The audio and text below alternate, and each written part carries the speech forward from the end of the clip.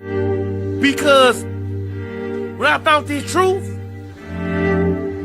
guess what happened? I put my birthday away. When I found this truth, I put the drugs away. When I found this truth, I quit whoring my sisters. When I found this truth, I started becoming a better man and a better person. Because now I know I'm on that narrow path. Now I know I'm on a righteous path. Now I know what I'm doing is going to get me somewhere.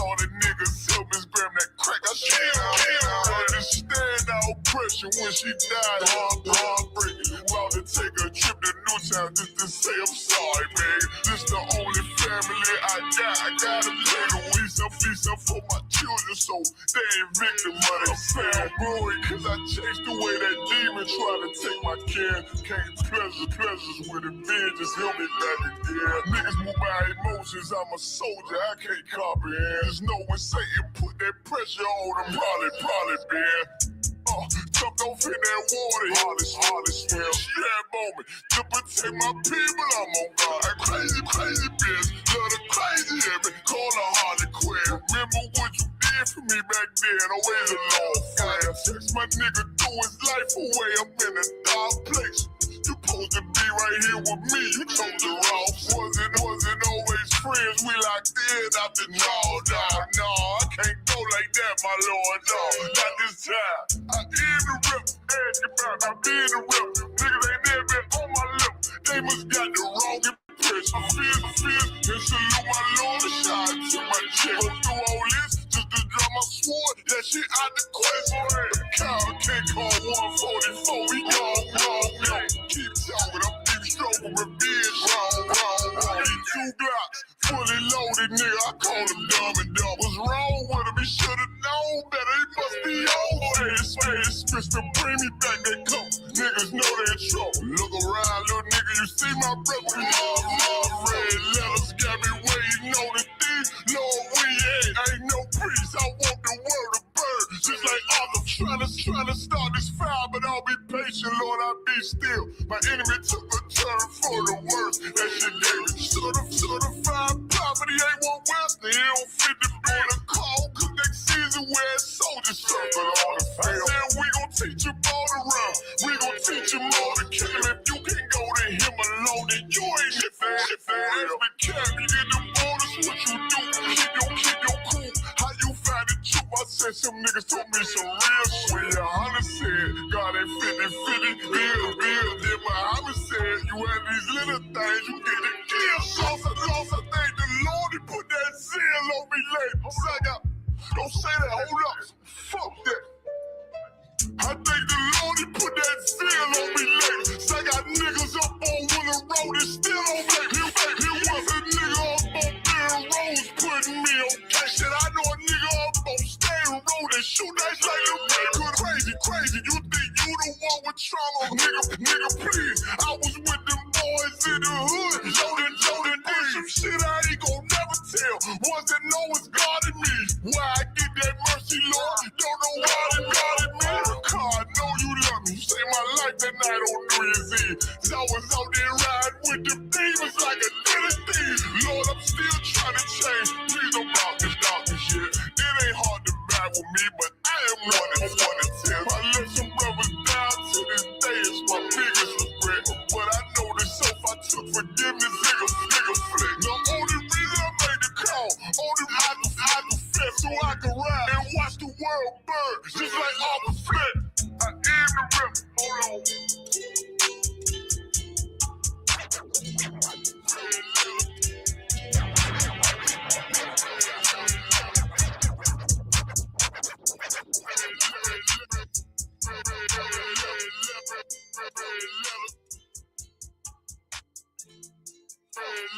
Yes, Big Shapeezy to you.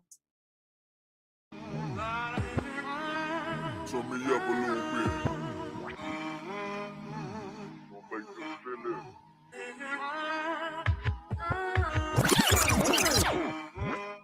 Yes, Big Shapeezy to you. Turn me up a little bit. Gonna make them feel it.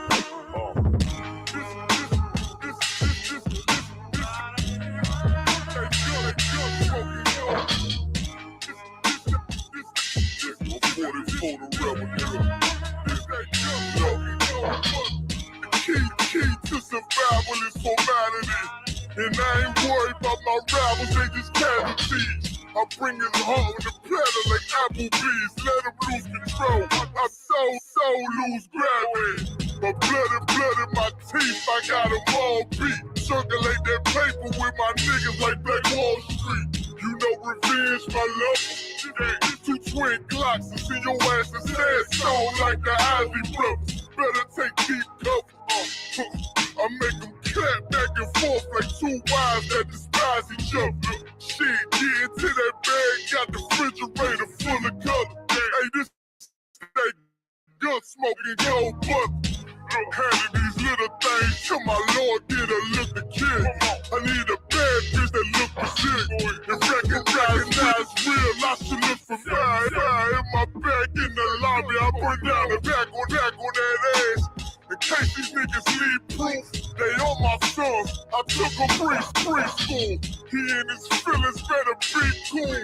Cause I chew that beef up, show my son beef fool. I brought that all to your burial, I'm the pallbearer. This my shit, I sit in the throne like a lawn chair. All fair, warfare, shit, diamond back AR. Bitch like a guitar, turn now. Fucking with home, fucking with home. Told me, motherfucker. They tell him turn now. Boys, don't you play with them. West Coast the shit. You better tell them niggas turn now. Ain't it beautiful for that fire you would? Hey, look, they tell them niggas turn now. You hear what I'm saying? Yeah. Go ahead. It ain't that serious while you was hysterical. I survived when niggas died, America. Took a loss, but payback's a bitch. She the love of my life. I make her sing like Erica. These niggas weak on the frail side. I wetter than a whale ride.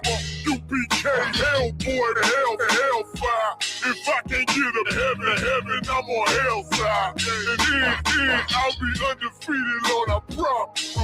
Shit, bleed for the creed like Adonis. Cowards don't get acknowledged. You break the oath, boy, you know the price. We ride together, we die together. Bad boys for life. what he want. Better chill, chimp. Run this shit like Forrest Gump. Cause you think I'm playing. With me, that's my Jenny. No leg, yeah. 17 round, roll on you like you did it. Turn now. Told me, motherfucker. They tell them niggas turn now. Think I got glory coming. You think I did all this shit for nothing? You better tell them niggas turn now. Coward ass motherfucker. Hey, look, they tell them niggas turn now. You hear what I'm saying? Yeah. Go ahead. If I can get a piece of heaven, if I can get a piece of heaven, I'm on that side.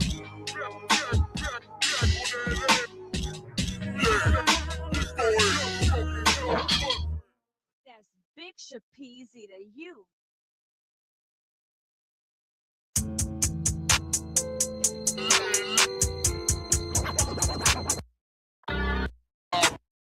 Reverend, I'm gonna put it in his.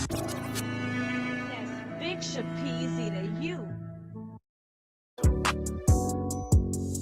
Yeah.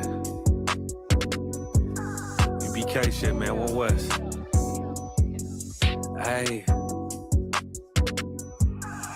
I'm a UPK nigga, I'm stuck in my ways. That's on them, letting cowards fill up they ranks. Goddamn, lost tribes got them following waves. Loyalty a lifestyle, nigga, I'm just saying. Yeah, I'ma say, no, New Orleans is going up. Next spot, we at the B&B. I'm turned up, I pull up in the SRT.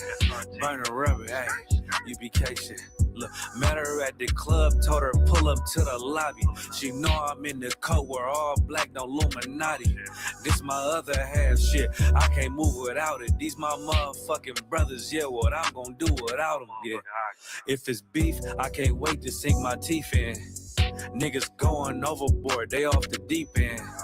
Why you tripping off that hoe? That's some weak shit. Told him put me in the game cause I love defense.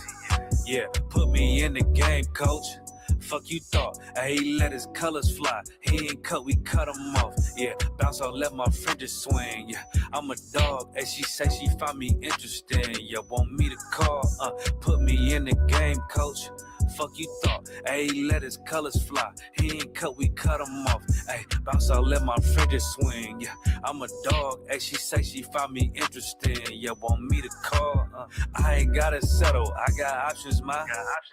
No, I stand on business, my name not Jazar. I'll pop you with this pocket rock. Feed a nigga shells like a taco truck. Hey, this bitch got sound effects, it go pew pew pew.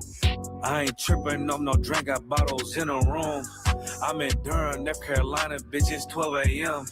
Look at them, they ain't none of us, and we ain't them.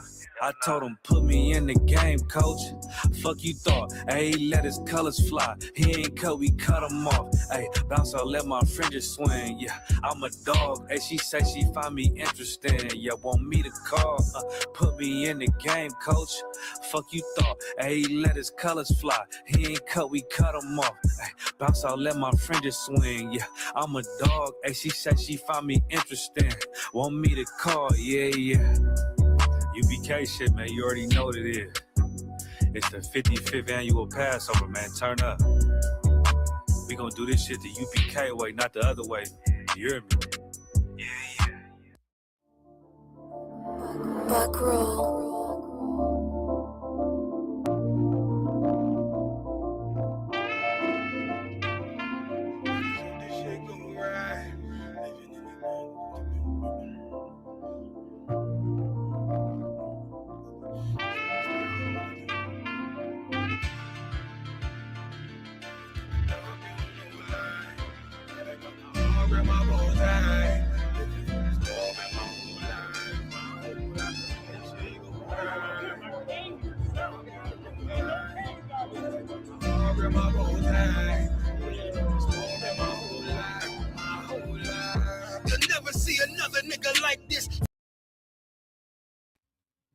All right, shalom. This is the Israelite School of Universal Practical Knowledge, started out of 1 West 125th Street, Harlem, New York, under commanding General Yohana, where we teach that so-called blacks, Hispanics, Native American Indians are God's true and chosen people, the Israelites written of in the Bible. This is Killeen, Texas. This is Tuesday Brotherhood class. Let's get a Lord a hand real quick, man.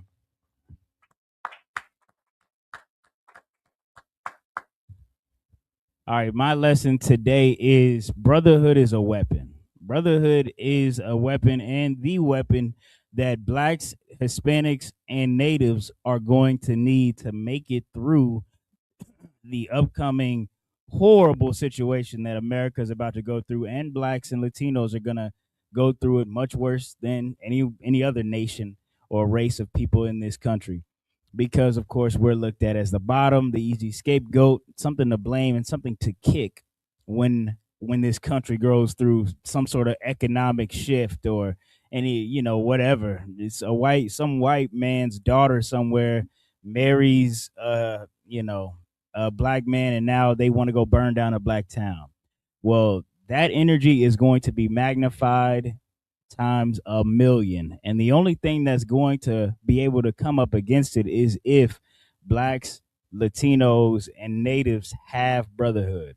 That will be the only distinct defense we have, is if we have each other. Right now, brotherhood for our people is at an all-time low. We want to give our love to everybody, every nation out there, even though they don't love us. You want to give it to the Palestinians? I feel bad for the Palestinians, but I cannot link arms with the Palestinians, even if they wanted to, because I have to be focused in where I place my love.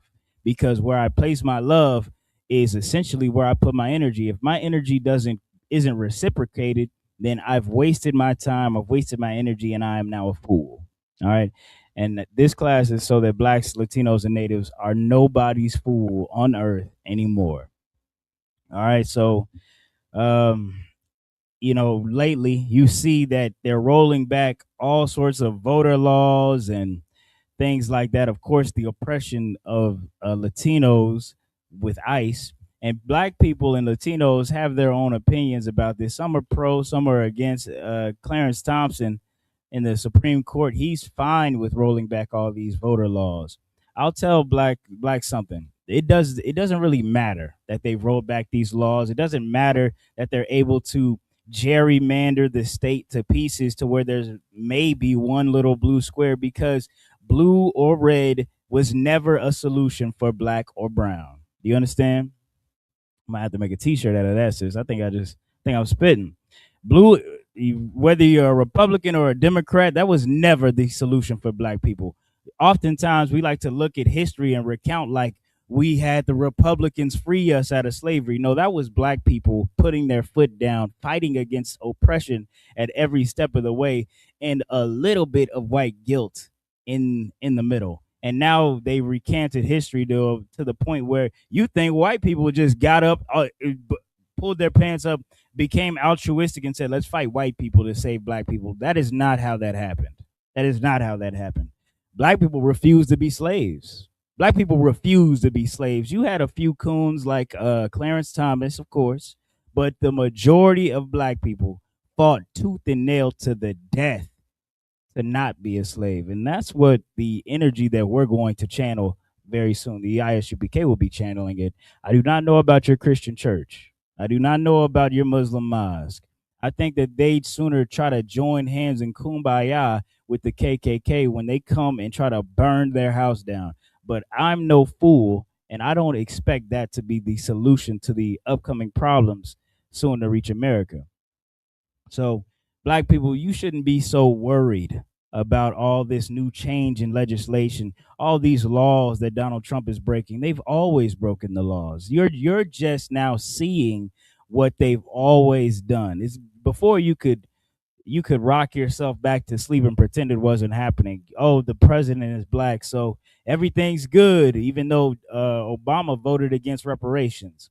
Oh, Joe Biden, a Democratic president's in office, everything's good. We got away from Trump, even though Joe Biden didn't do anything for black people. But if you didn't vote for Joe Biden, you're somehow not black. Joe Biden compared black children to roaches. That was in one of his, fugue states. So you know that's really his subconscious. You know that's really the essence of his soul of how he looks at black people. And you want to argue about left and right, Democrat, Republican, on how to no, that's not going to save us from this predicament. What will save us is love for each other. You got to stop sleeping with the other side. You got if you're black, you got to stop jumping on snow bunnies, white rods, and things like that. You gotta put all that passion you have for Korean pop, and you want to go be in be in Korea and give your life to a Korean man. That's not how black people are going to be safe, and you're not going to be safe like that. You're putting yourself in danger. In fact, all right. I'm gonna start. I'm gonna get the first verse of the night. Let me see here.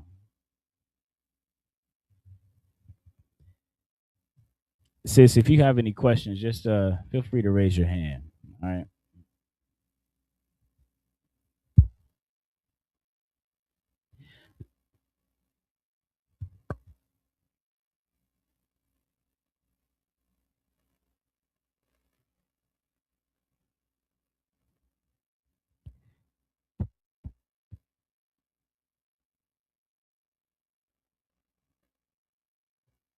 Let me look at the chat as well. All right. Let's see here.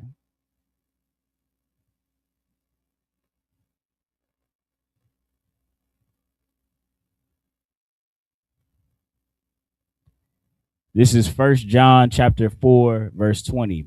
If a man say, I love God and hateth his brother, he is a liar.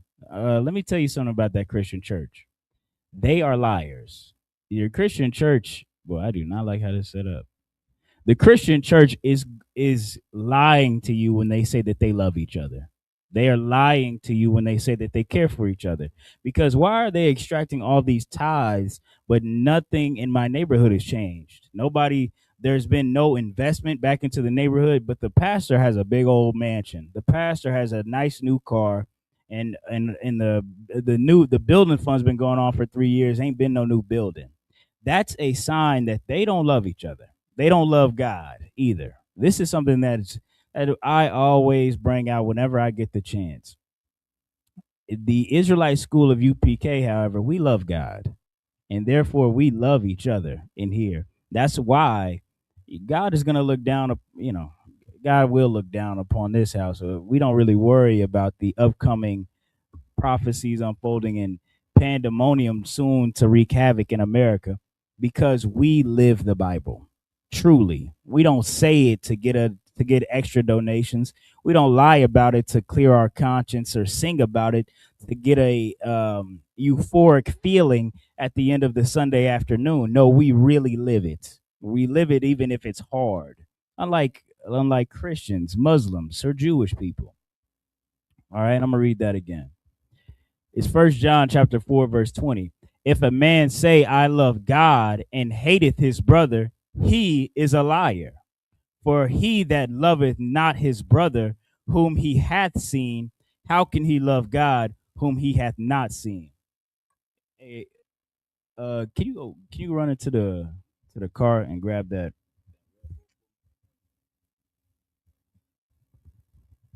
How you gonna say you love your brother? How you gonna say you love? This is the congregation of God. This is the Church of Latter-day Saints. This is Porterhouse, TD Jakes' church. I love God. We love God in here. This is the house of God. You go outside of that house of God, you look down at the drug, the black man who's on drugs on the corner. Go get a job. They shun and lift up their nose at you. I don't know any charitable things that TD Jakes is doing. I don't know a single charitable thing that TD Jakes is doing. Let's go look up TD Jakes' church though. Let me go find his church real quick. Now, thank you. Yeah, cup of ice. Get me right, brother. Get me right. All right. All right. Let's look up TD Jakes' house. All right. I don't know anything about his charitable works, but let's look out. Look up his mansion.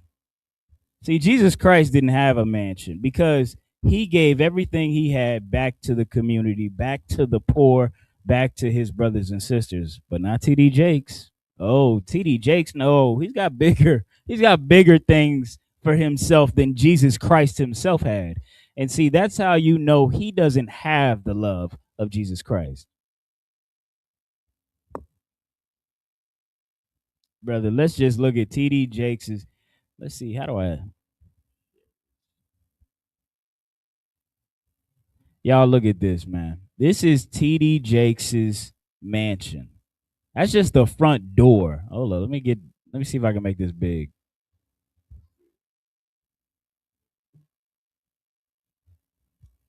The internet betraying me today, y'all.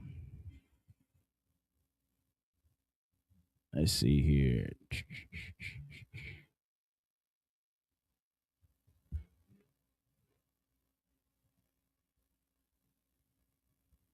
I'm sure y'all get the picture, right? These are images of TD Jakes' home. From the you can see his house from space. The compound, Officer DeWar, y'all give him a hand. The compound, that's TD Jakes' compound. Jesus Christ, homeless. Why is he homeless? Gave all his money away.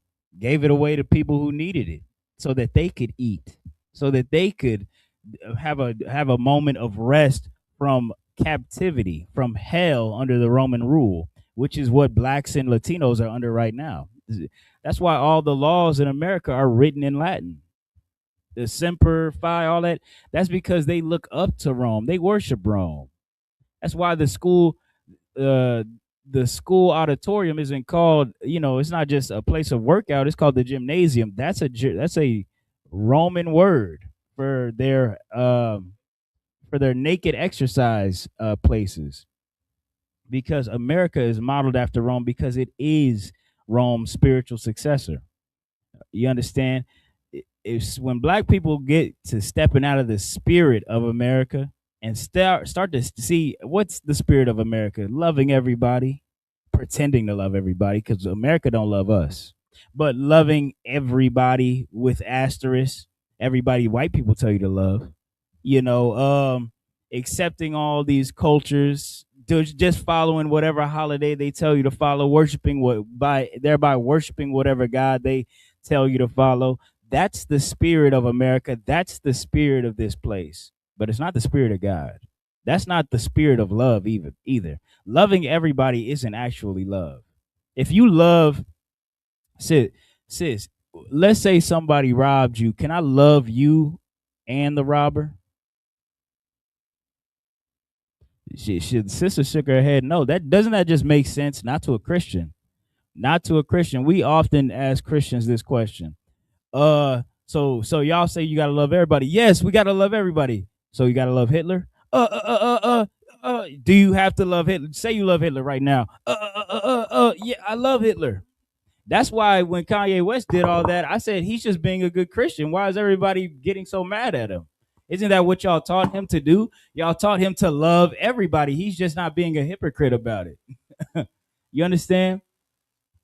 But that's folly. That obviously doesn't make sense because it wouldn't make sense. We're supposed to feel bad for Jewish people. How can we love the H man?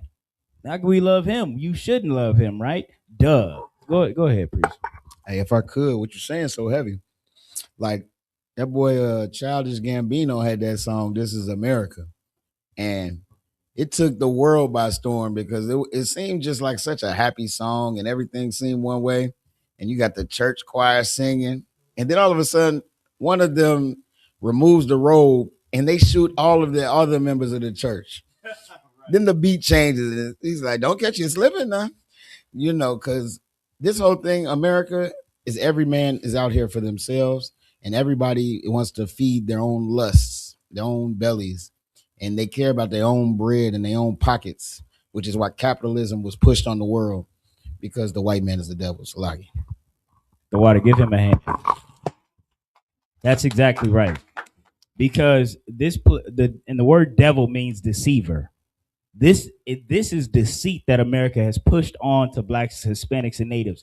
That's why we have such a hard time loving each other truly. We don't even know what love is because we've been lied about what love is for so long.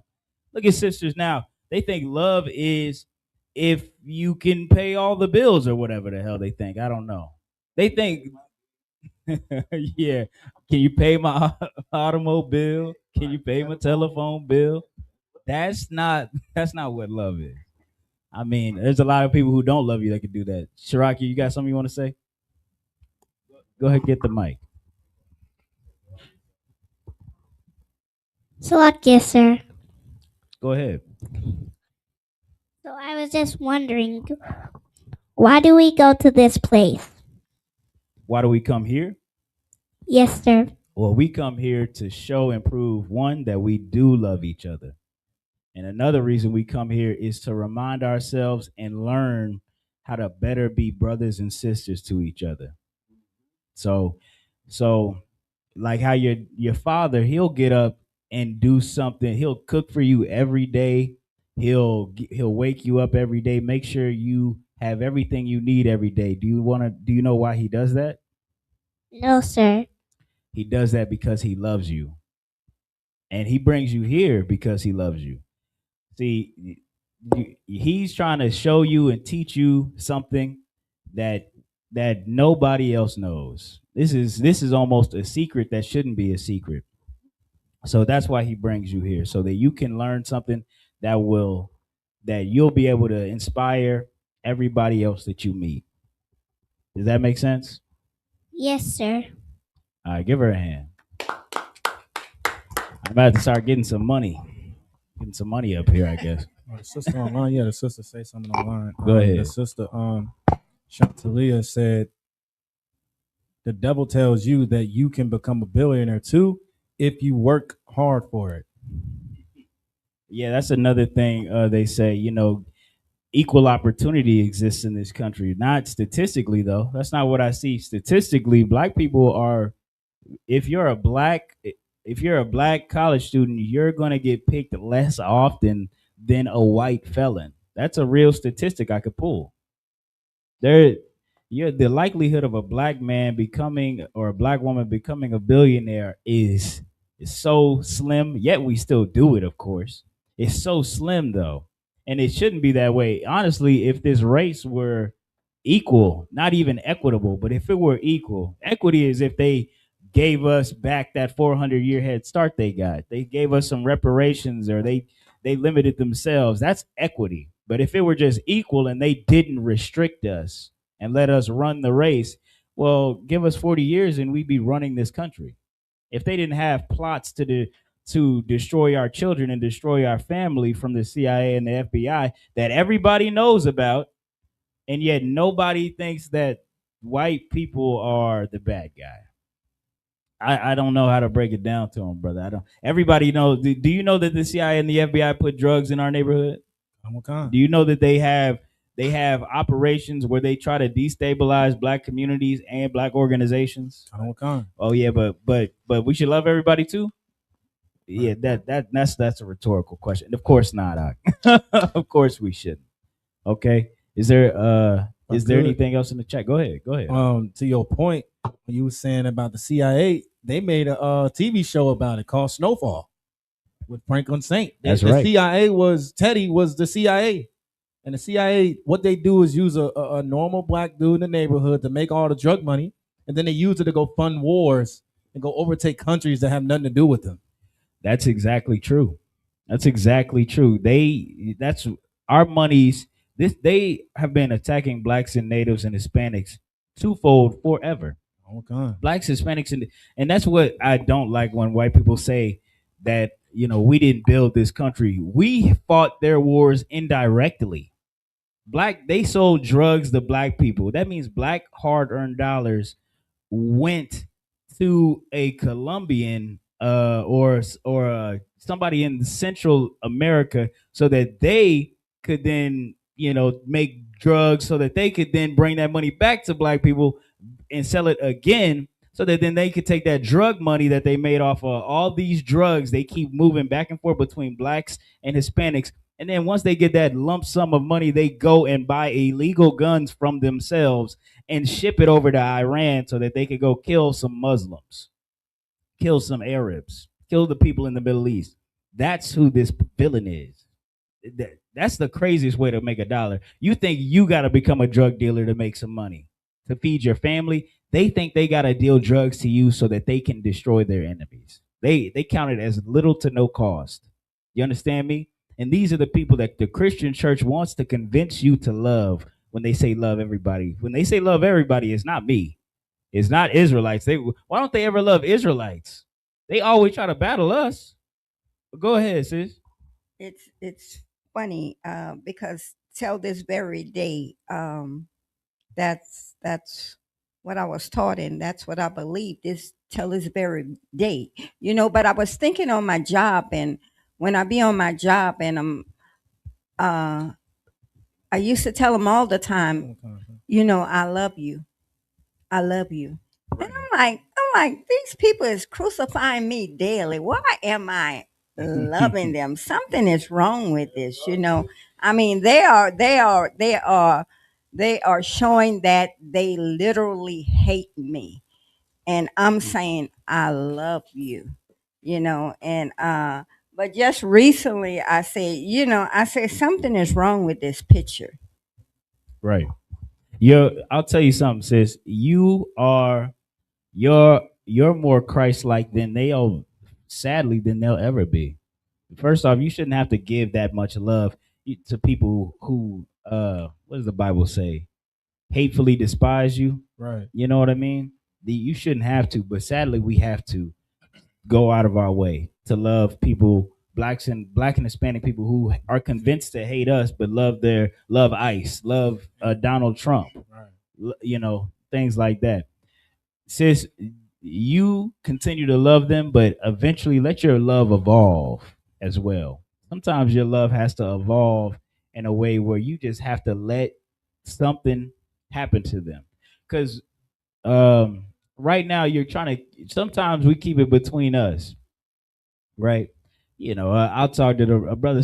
Let's say something happens to me, or somebody says something to me disrespectfully. Like Yahaja said something crazy to me, which I doubt. Yahaja's such a respectful and honorable brother. I doubt he'd ever do, of course. I then say, Yahaja, I'm gonna let that slide. He does it again. All right, Yahaja, hey, I love you, my boy. I'm gonna let it fly. But eventually, if it were to continue, well, now I just know who Yahaja is. This maybe Yahaja is not the honorable, respectful brother I believe. So now my love has to evolve. Now we got to go to we got to go to a higher realm. I gotta start treating Yahaja like this. I gotta give Yahaja some space away from me, because in this metaphor, Yahaja, he's not in the school. We're talking about somebody in the world. We're gonna have to distance ourselves from people like that, because they might think that you're a soft target, and I don't want to have to go and prove that you're not. You understand? I don't want to have to go and prove to anybody that you're not a soft target, that you're nobody's pushover or punching bag. So to save them from your brothers, you just try to separate yourself from them. I don't want to be around you. Do that to the best of your ability. And if that doesn't work, well, then you try to get somebody who isn't me to be like, hey, go get him, go get him, because I have people who love me. I have people who love me somewhere, and they don't like it when people like this treat me like that. So I hope that answers your question, sis. Kind sir. Go ahead, read what you. Do we have anything in the chat? Not yet, sir. All right, go ahead, read what you got. This is the book of Matthew, chapter 5 and verse 22. But I say unto you that whosoever is angry with his brother without a cause shall be in danger of the judgment. All right. So this is Christ saying the brothers like this sister is probably talking about. If you hate your brother without a cause, you are in danger of the judgment. That's you Christians. A lot of you Christians pick little weird reasons to hate another black or Hispanic. I was at the Slave, and I was talking to this Hispanic man. He was a racist. He was talking about Cubans like this and Dominicans like that. He's like, Dominicans are like this, and he did it with such a energy that I knew that he don't like Hispanics. Everything he was picking at was things that white people do, but he just decided to make a target or to hate his brother. You understand what I'm saying? Well, make Hispanics like that, bro, black people and natives like that, they are in danger of God's judgment. They're not safe. To hate your brother is a sin. I don't know if you know that, Christians, that the fake love isn't fooling God. The songs, the mime dancing is not fooling God. He sees what you say and how you act and treat your brother. That's how I know you love your brother. All right. Go ahead, keep reading. And whosoever shall say to his brother, Rakah, shall be in danger of the council. But whosoever shall say, Thou fool, shall be in danger of hellfire. Yeah. So rakah is just to be like worthless or foolish or something like that. You don't talk to your brothers and sisters like that ever. You don't ever express. You don't ever talk to them in anger, which is something too. A lot of you terrible parents are out there gonna have to learn to do. Don't be talking to your child all any kind of way. That's gonna offend me if I catch that in public. I don't appreciate you talking to. What do you think? The kid's born with precognition. The kid knows everything. The kid on the. I ain't gonna say. How do I say? The kid ain't smart. That don't mean you call him stupid. He's not. He's not supposed to be a genius. You're supposed to be the one teaching him. Honestly, if the kid ain't that smart, I can't imagine you are either. So maybe talk to your child with some kindness, and then that'll help them learn a little bit better. I'm tired of seeing evil parenting on the internet. That's gonna have to stop. This is what everybody worried about World War III and all that. I'm not gonna be over there in the Middle East. I'm not gonna be over there. Right. But who I am worried about is, niggas next to me and devils next to me. That's who I'm worried about. I'm more than that. I'm worried about the niggas who want to be next to the devils next to me. Do you understand what I'm saying? We have to clean up our conduct with one another, because to go out of your way to love white people and so quickly slide into hating black people it should be considered disgusting to you. It should be looked at like filth. Like, damn, you shucking and jiving for them. They ain't did nothing for you. What, she smiled at you? What, you don't like black people because they don't smile at you? Okay, let's just forget 400 years of slavery and redlining all these oppressive systems. Go ahead. If I could, to your point, Adawan, I know like the Black, Latino, and Native Indian community, especially with our sisters, what I've heard, they'll always say, "Why you keep messing with that man? Why you keep going back? He ain't never did nothing for you. He ain't never did a dang thing for you. Why you keep messing with him? Why you keep giving him chance after chance? He ain't never offered you nothing to elevated you." But yet, to your point, we'll go and do the exact opposite of what we require from our own people out of a man to the oppressor. Keep going back to him, and he ain't never gave us nothing. So right into your example, black women, they'll die for a white man. They'll die on the white rod. End up hanged in their closet of the hotel room that they were in. This is really what it is. And you know what the family says? The mother will say, "Stay with them, work with them. Wow, try." That's disgusting, brother. That's disgusting. God sees where your love is going. The whole mouthing off. I love black people. I love black women. I love black men. I'll see about it. I'll see about it when I get on your nerves. Oh, she don't love black men like she said she did. I was out a little too late. I guess 11:59 was the last minute I could have been out the house, because I came back at 12 and now she's tripping. Didn't even get like a conversation. Just came to a blitz of words. See, you don't want to be a hypocrite. We don't want to be hypocrites out here. You understand? Drop that. Give me Matthew 25:40. Black people, Hispanics, and natives, we're gonna need each other more than ever very soon. I don't, if you know, an apocalyptic, think apocalyptic scenario. Y'all watch a lot of TVs and movies out there. Think apocalyptic, world-ending scenario. You're out in the woods or something with nothing but certain, with like 10 people. Who do you want those people to be? Who do you want them to be? Think critically. Think historically. Who do you want them to be? See, if you're a black woman and you said, not many black women did this, but if you're a black woman and you was like, I picked the bear, you're in for a terrible awakening. You're in for a terrible awakening. You're gonna want some good brothers, some good sisters. And when I say brothers, I do mean black and Hispanic. When I do say sisters, I do mean black and Hispanic and native. I don't mean Yao Ming. I don't mean Brad. I don't mean uh Pajit Patel. I don't mean none of them. I I'm talking about some real black and Latino brothers, because that is the very baseline of kindness in this world. Blacks, Hispanics, and natives are the kindest people on the planet Earth. How do you see such poor, destitute people still doing so much charitable and kind work throughout the whole earth? You know what my rib told me? She said Jeff Bezos hosted the Met Gala. I said, what the fuck? What a bunch of fashion BS. Gas is $5 a gallon. Doritos are $7 a bag. Jeff Bezos, yeah, let's go show off all our wealth. Even worse, all the black people who be showing up to that, and niggas watching it. Oh my god. Uh ASAP Rocky and Rihanna on there every time. It's like, no, they do not care about you.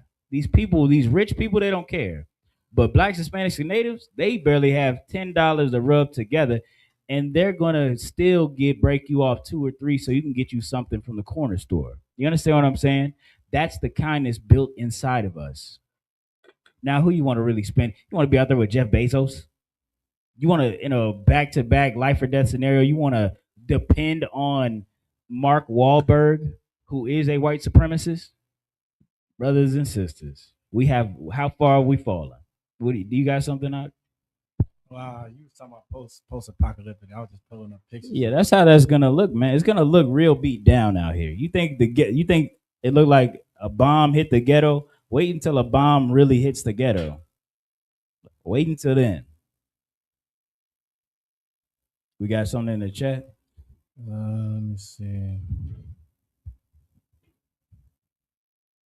No questions or anything, sir. A couple of statements here and there as you speaking, but Yeah, just go ahead and get that verse down. it's the book of Matthew, chapter 25 and verse 40. And the king shall answer and say unto them, Verily I say unto you, inasmuch as ye have done it unto one of the least of these my brethren, ye have done it unto me. Talking about that kindness that blacks and Hispanics have innately, we're gonna have to fine tune it. We're gonna have to fine tune it because of living in this place has destroyed our kindness, our sense of love for one another. So we're gonna have to. This is why this class is so important. You think you love black men because you say it online. You think you love black women because you say it online. You got to really live it. I don't see you in here in this class with me and my brothers and sisters. I don't see. I know people online who say I love black men and dating a white boy. I've seen that before. You understand? What really matters is what you do. Read that again. I don't time. It's the book of Matthew, chapter 25 and verse 40. And the king shall answer and say unto them, Verily I say unto you, inasmuch as ye have done it unto one of the least of these my brethren, ye have done it unto me. This is something that everybody should lock into. Those are the words of Jesus Christ, Yahweh Shai Hamashiach. This, whatever you do to each other in here, think of it as if you're doing it unto Christ. You don't want to. You love Christ, right? You love Jesus, and don't be like a Christian. Christians say, "I love Jesus, I love Jesus," and then they'll go sleep with their neighbor's wife. Don't be like that, of course.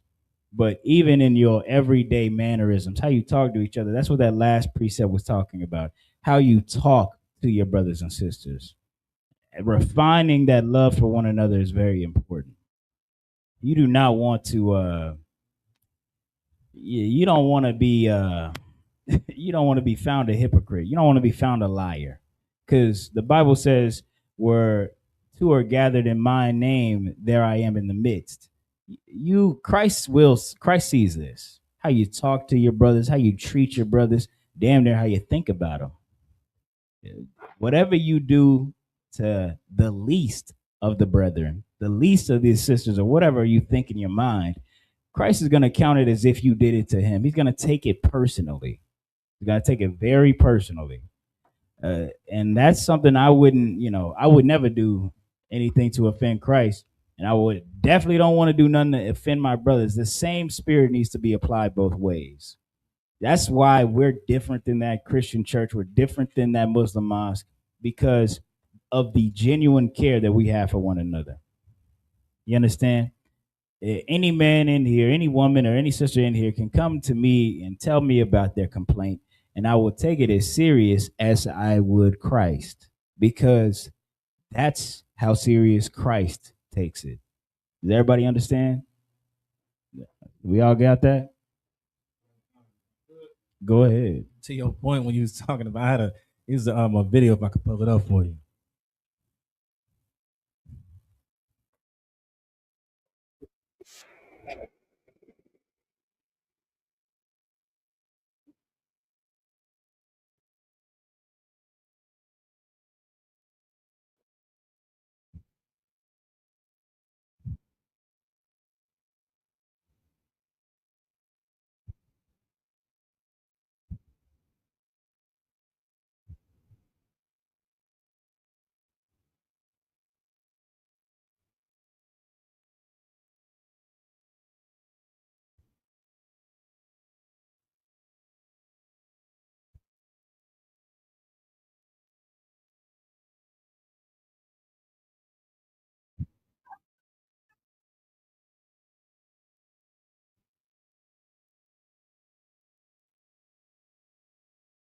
Salaki. Yeah. I'm gonna start this off by saying I don't like Umar Johnson. He's a liar. But what he's saying is the truth. You do hate yourself if you pick outside of yourself. That's just a fact. You think it's better. Now, what I'll tell you exactly why the majority reason why black men may choose a white woman, and that's because they'll say something stupid to me like, "Oh, it's easier. She's kinder." Things like that. That ain't true. That ain't true at all. That white woman gonna get mad at you and call the police, and the police gonna come and murder you or take you to jail. All right. Uh, that's just something that black men say to try to try to ease their pain, right? To try to ease the awkwardness of, oh, you caught me. I'm out here dating a white girl. I don't want you to think like I don't love black girls. But what they don't understand is when they give that reasoning, they're essentially saying that black women aren't kind. There are no nice black girls. This is why I'm doing this, because the white girls are nice. That's self-loathing. That's self-hatred. And back into black women. The black women who want to go out of their way and get them a white boy, what do they say? Pops, pasta and lobster, aka he's got money. Oh, I want to live a soft life, XYZ. Uh, most so what they are saying is there's no black men who got a little bit of money, or there's no way for them to live a soft life with unless it's with a white man, which is self-hate and self-deprecation as well. Oftentimes those black women are giving the white boy money too. Did I ever tell y'all about that? Yeah, they're the black women who date white boys, they give that white boy money. They give them money. They're giving them thousands of dollars to live a soft life. It's not about the money. It's about the white skin, the appearance of it all. You want to not be a Negro. You're self-loathing. You hate yourself. Salakia. That was an excellent video. If I could, you had a statement too. Go To ahead. address it. Yeah. Sonny said, I don't know what you have experienced in life, but Hispanics don't care anything about black issues and circumstances. They care about themselves. They're here in this place to replace black, and so are the rest of them. Salakia. Okay, yeah, you have the talking points of a white man, Sonny. I don't know if you even realize that you took all those talking points from white people, but I will educate you historically, and then I'll bring that history up to the present day. All right, Sonny. Historically, natives and Hispanics have been nothing but brothers and kind to black people because one, we're family, and two, it's in their nature. Hispanic people went to war with America for black people because slavery was illegal in Mexico. They would let slaves run to Mexico, and Mexico would never turn them over. Even when the president of the United States said, hey, give those people their property back, Mexico said, we do not recognize people as property. So we don't know what you're talking about. But outside of that, Texans who are people who was today known as Texas, they rented land from Mexico and they had slaves on that land, which was illegal. So Mexicans marched their soldiers down to the Alamo, down to those plantations, and enforced the law. Enforce the law. Don't white people love talking about you got to be a law abiding? See, that wouldn't have happened. He wouldn't have got shot if he was following the law. Well, white people don't follow the law. They don't. They break the law. And then they rewrite history to say that they're the good guy and then that you should follow the law now. That doesn't make any damn sense. But Mexicans wage war on America for black people. And don't you ever forget that, Sonny. Nobody on the earth came to get you, but Mexicans did. Natives did. Natives waged war as well. The natives on the other side of that border called Mexico, they waged war against the United States government for things like slavery. And if you come to me with any more white talking points, please understand who you truly love. You don't love the person who fought for you. You love the person who held your ancestors in chains. That's who you love, Sonny. So I hope that clarifies in your mind what side you should really lean towards. Oh wait, I did say that I'd bring this to present day, right? Presently, you want to take small examples of maybe Hispanics saying that they hate Negroes or hate black people. Sonny, I can bring you black people who say that. Have you ever heard of Candace Owens?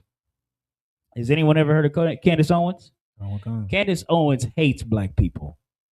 Candace Owens hates black people for absolutely no reason, except that white people hate black people. Candace Owens is also a victim of racial discrimination in which she won a settlement from her school. And then she went on to still hate black people. So I don't want to hear about this whole Mexicans don't love us when you bring one or two examples. But if you go down to the where black and Hispanics are really at, like Houston and the barrios and ghettos all over of America, they show nothing but love to each other. So you take your white talking points and go right back up the road with them. Khan, you still want to read the rest of 40? You could drop that. Give me. Wait, no. What else I got on that? Read it. Khan. It's the book of Matthew, chapter 25, verse 40. And the king shall answer and say unto them, verily I say unto you, inasmuch as ye have done it unto one of the least of these, my brethren, ye have done it unto me. Right. We spoke about that. You don't want to think that you can. This is the slimy nature of that Christian church. You don't want to think that this person is weak. You could pick on these kids, or you could pick on this person, this brother, this sister, because they're lowly. Somehow these people think they're godly. You don't want to think that these Christian pastors be going to the smallest in the congregation, stealing all their money, using their body, using their children's body, and thinking that they are holy. And when they get caught, what do they say? God forgive me. God forgive me. You know, God knows my heart. God loves me. That no, God knows that you got to get put down. But when that congregation refuses to judge that man, then God knows that that's not his house. God knows, and I know that that is the house of Satan. All right, drop that. Give me Luke 6:31. Okay. This is the book of Luke, chapter 6 and verse 31. And as ye would that men should do to you, do ye also to them likewise. All right, so this is what they call the golden rule. Do unto others as you would have done unto yourself. I know a lot of y'all don't love Jesus Christ, but Christians, don't you at least love yourself? Damn. I know y'all love yourselves. I see the big hats you wear, the clothes, the cars you drive, the clothes you wear. I know you gotta love yourself. Well, you should be loving your brothers like that too. You should love your brothers like that too. I get up early in the morning. You know, I don't often speak of myself, but I get up early in the morning and wait. My ringer's on high in case a brother needs me at the drop of a dime. Because I know if it were me, I'd want that brother to pick up the phone. I need you right now for whatever the reason might be. You understand? That's the kind of energy you're going to want from the brother next to you. That's the kind of energy you're going to need to bring in the kingdom of heaven. Black people, this is the best time to be a follower of Jesus Christ because this is the election. You always worry about the every 2 years, the presidential election, the other elections, this and that. What about your election? The Bible says make your election sure. How about you go out into and become instead of you worrying about what crooked politician's gonna get elected, what pedophile's gonna get elected, how about you go get elected into the kingdom of heaven? How about you go do the work and you go love blacks and Hispanics and teach them so that you can be elected into a place and seat of power in the kingdom of heaven. Right. And it starts with things like this. If you're loving, you love yourself. I know you do. I know you do. You know, I can't say I don't love myself. I take care of myself well enough. Ironically. Right. Well, I'm going to take care of my brothers and sisters too. That's the love that Jesus Christ had for us, for each other. This is the weapon. The brotherhood is a weapon. And this is the weapon that we're going to use to fight against our enemies. See, the Bible says the weapons of our warfare are not carnal. It's not AR-15s. It's not swords, knives, and bullets. It's spiritual. You're going to need a certain spirit, a certain demeanor, a certain outlook on life to fight the devil out in the air. You understand? If you ain't got it, you might not be able to fight these demons off. I've seen a lot of brothers come and go, and I wish the best for them brothers. I wish they get strong and use the brotherhood. You know what I mean? Use the weapon that God gave them to fight the devil. You know what you could do, brother? If you're not, you could become a brother. First off, a lot of come in here. You come in, you do your 90 days, you do everything you're told, and that's gonna be the baseline instruction of how you're going to get right in the future. I'm gonna tell you something. If you're a man in need, you better call, and don't call when it's too late or call when it's 5 seconds due. You call immediately when you don't know what to do. As soon as you have this thought, oh, I don't know what to do, you better pick up the phone and call your brothers, call the men above you, call your camp leader. Oh, I don't know what to do. What about this, about that? I'm having this problem, I'm having that problem. That's brotherhood. That's your weapon. That's what's going to keep you safe. That's what's going to keep you out of the devil's clutches, out of Satan's clutches as well. You understand? And with that, when you do enough of that, When you do enough of that, well, then you become wiser, you become stronger, and then you become a brother and a sister that other people start to call. Other people start to call, oh, what's going on? I need this. Well, sis, when this happens, you just do stuff like this. And you know how I got through a situation just like that? I did this. And before you know it, the nation will be healed. The nation will be healed. But if you don't call when you got all these problems and you think, you Billy Badass and can fight off Satan, well, look, you better do it.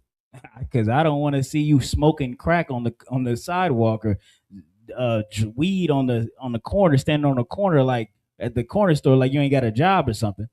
You're going to need to we're going to lean on each other. No matter how much you think somebody got it in here. We got brothers with some money, we got brothers without some money. We got brothers with some skills, we got brothers without some skills. Everybody's gonna lean on each other in here. And when we lean on each other, we're gonna lean on each other in love. You're gonna ask this brother for help, not because you want to use him, but because you need him. And you're gonna do it in a way where you would think of him as yourself. A lot of people think to themselves, "Oh, I don't want to bother him. Oh, I don't want to bother them," because you think that you wouldn't want to be bothered when that's not even really how you are. Really, a lot of you want to be bothered. A lot of y'all want to get that call. A lot of your sisters especially. I mean, sisters be up on that phone. They be talking about something serious. Before you know it, that conversation over. Now they giggling for 30 minutes. And that's a beautiful thing. That's building brotherhood. That's building sisterhood. But that would never happen if that person on the other side of the phone never called. They never picked up. You understand? Read that again. It's the book of Luke, chapter 6, and verse 31. And as ye would that men should do to you, do ye also to them likewise. Right? That goes for everything. And it's so easy to just say everything, but as a brother, you would expect a brother to let's say and this isn't a selfish thing. Let's say I would expect this brother to pick up the phone. I expect this brother to come and help me.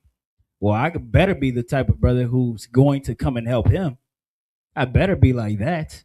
And let's say I expect this brother to be here to help me move and be there for I'm unable to be there for my rib or my kids, and I expect this brother to go and help me out. I better be the type of brother, the type of nigga that could do it for him.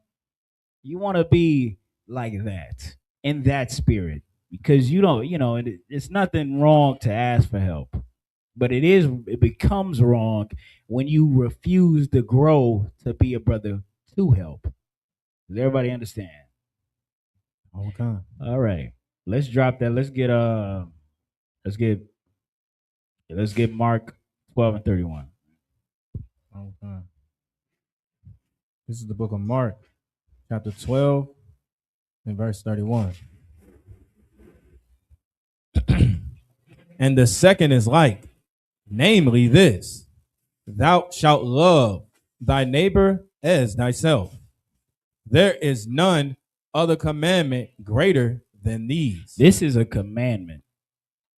This is a commandment. You gonna love, thou shalt. This isn't an option. You love yourself. You would never want a brother to step on your shoes. Don't step on nobody's shoes. And if you do, you better apologize in a way that you think is at least sufficient. You ought to treat that person as you would want to be treated. This is, you know what I mean? This is all over the Bible. It's repetitive because black people, sometimes we gotta get a repeat lesson. You understand? We gonna build around this topic. Read that again. This is the book of Mark, chapter 12, and verse 31. And the second is like, namely this: thou shalt love thy neighbor as thyself. There is none other commandment greater than these. You shall love thy brother as thyself. You don't understand me? The other commandment is, of course, talking about the Lord above this. But these two commandments in conjunction are the greatest. And by doing By loving God, you must love your brother. You must love your brother to love the Lord. You can't even do the first one if you don't do this one. Right. You're gonna show that love to your brother. How? Yahaja. How do how? Okay, that's too broad, right? Let's say let's say me and you have, I say something evil to you, or I don't, I say something that you disagree with. Let's say this, let's keep this as light as possible. Let's say I say something to you that you disagree with. I say to you, you know, man, shut that stupid shit up, this and that, you know, and get to it, this and that. And you don't appreciate the way I talk to you. You don't think that's right. Oh, God. You shouldn't have think that's right. Oh, Do you God. think that's fine that I treat you like that? Wow. Okay, good. Well, what are you gonna do? How are you gonna show that you love me? First I would Matthew 18 and 15 you. I would Explain that, like, yeah. Go ahead, explain if I could, speaking that we had discrepancies, I would go to you alone and express to you that I didn't appreciate the way that you spoke to me. All right, so now that you have me, you took me to the side alone and you've had a private conversation, a one-to-one, heart-to-heart with me. I'm gonna tell you, man, you gonna be all right. Handle that. What do you then do to show me you love me? I will then go to counsel. What is counsel? What are you gonna do? I'm going to explain in counsel. No, how do you take me to counsel? Oh, well, you trespassed against me, so I would take you to counsel. What do you mean? How do I take you? You're gonna call somebody. Call. Yeah, call. You gotta make a few calls. He's gonna call a few people. Those people are gonna call a few people, and then we're all gonna talk about this all over again. And they're gonna see if I have that. They're gonna do a temperature check, see if I have that same energy for my brother. You know what I mean? And oftentimes these offenses are light, or they start lightly, Right. and then they stack up, little cards, house of cards stacking up, little offenses stacking up here, there, and now things that aren't even offenses are offending you because of all these other offenses you got that you never talked about because you don't love your brother.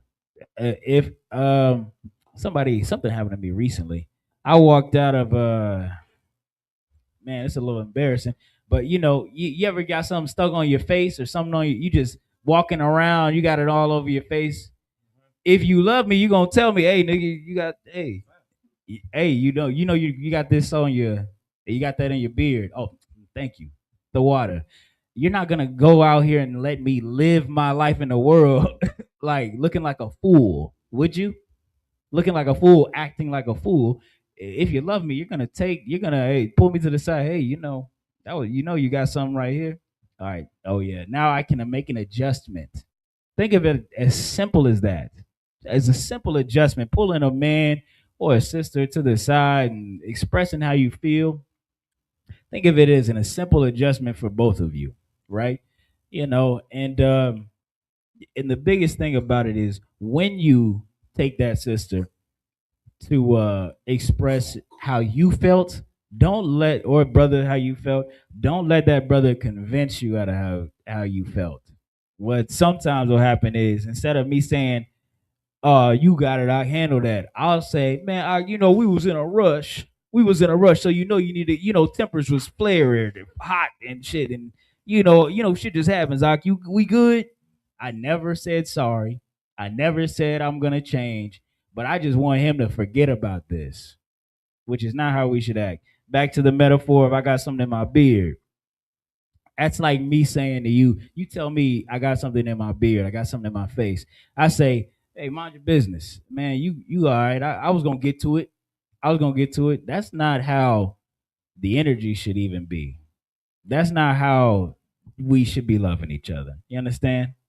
Not that really happens in here. But this is just an education for brothers in the school and people in the world to let y'all know that this is the house that loves each other. Not that Christian church. You're not gonna get any of this. You're gonna talk to your who do you even go to when your pastor molests your kid? The police? I guess yeah, you gotta go to the police.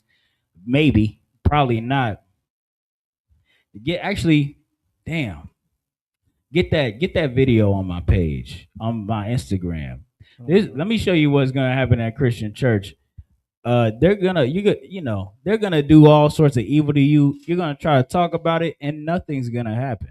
Nothing's gonna happen because it's actually in the church, the church's book of rules to not do anything to make things disappear and cover them up.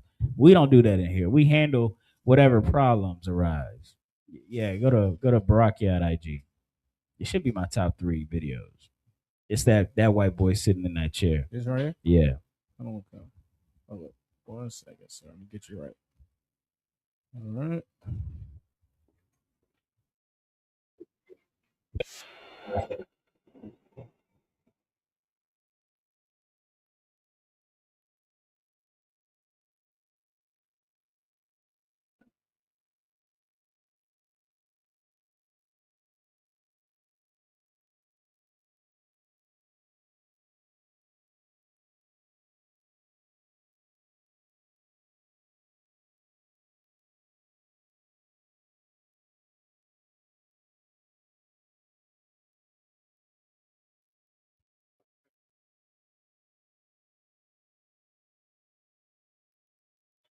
See, that's how the Christian church handles any offense, even one as grievous as a man abusing his own child at home.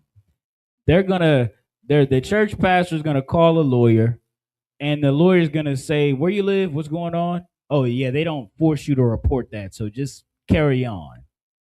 That's not the house of God. That is not the house of God. That is the house of Satan, the house of the devil. Brothers and sisters, we don't do that in here. We truly love each other in here, because if not, what are we gonna be like them? What are we gonna be like them? Some lying, hypocritical sinners who just gather together to feed the pockets of 1 or 2 men and let those 1 or 2 men ravage the congregation? No.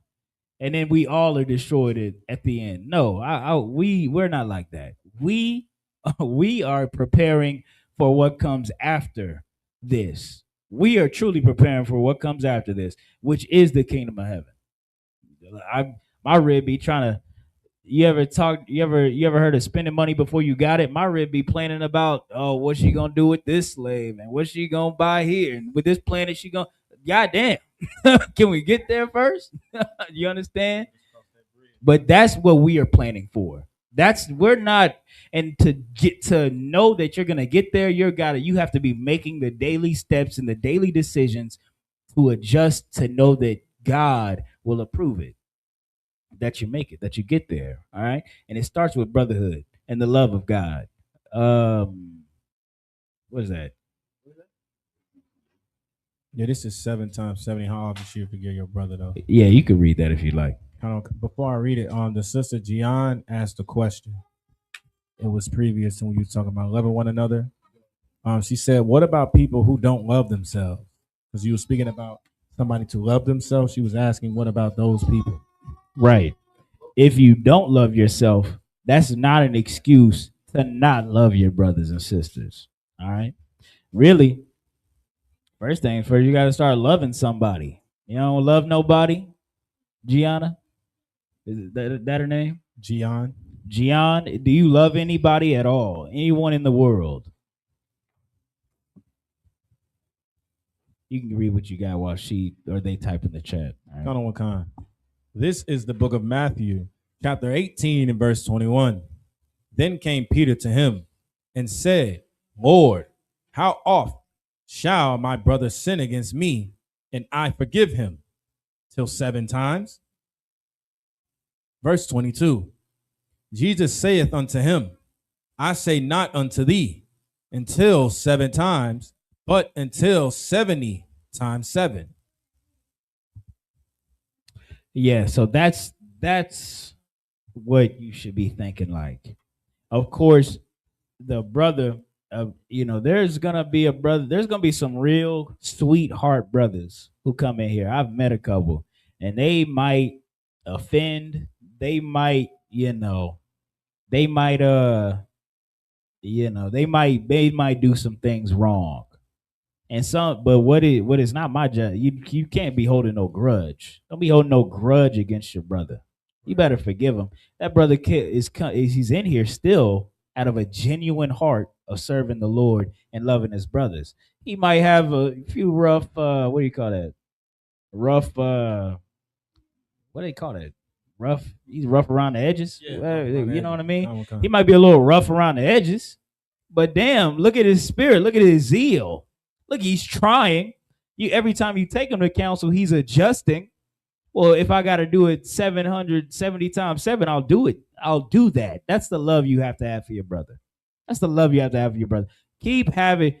A lot of y'all get a lot of this happens in your family more than not. This is where you learn this because of poverty and the bills every month. At the top of the month, the bills. You have low to no patience, and so you don't want to take the time with that brother. Like your mother didn't want to take the time with you. Don't be like that. Don't be like your mother. Don't be like your evil mother, your evil stepmother, your evil father, or whatever. You be something different. You be something new in Christ. And you show some love. You show some patience with that brother. You show some love with that brother, man. I know you want to see, Peter asked this to figure out, when can I write this nigga off? Because Peter was suffering the same thing that we were suffering: poverty, oppression under Roman rule. Well, Christ said you don't get to write him off. As long as he's trying, you keep trying. Everybody, that's the spirit of love that Christ gave. This is written in red. Salagi. Of course it's written in red. This is the words of Jesus Christ. You don't get to write them off like your parents try to write you off. Ooh, you getting on my nerve. Get away from me. You come up innocently asking a question to your mother at a bad time. Whatever the bad time is, whenever her show's on is a bad time. She's cooking, it's a bad time. I'm overstimulated, it's a bad time. Well, you don't get to be like that. You gotta have some. You gotta woosah. Woosah. They still do that. You got a Bad Boys 2 woosah. You'd be like, all right, brother. Look, brother, you cannot be acting like this in the school. Like, you know what I mean? Grown ass men don't jump for joy like that. You gotta, you know what I mean? Be a little bit more reserved. All right. XYZ. Whatever adjustments you gotta bring to this brother. That's what you do, and you do it forever if you gotta do it. Until that brother is all the way tightened up. Before you know it, usually it don't even take this many times. That brother all the way tightened up. That brother locked in. He's a One West, hardcore, stoic, kind, gentleman. And you know what I mean? And now we're on to the next soldier. Go ahead. Did you have something? Oh, Kamakasa, she responded to you. She said, yes, I do. But my point is, from the word, people usually say they can't love everybody because they don't love all the aspect of themselves. Well, we're not talking about anybody else but you. And I asked you if you love anybody, you said yes. Well, if you know that you love somebody, then you got to love yourself. You cannot take care of anybody if you don't take care of yourself.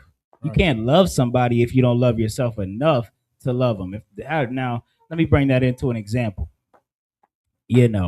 Let's say there is a depressed parent out there, some depressed mother.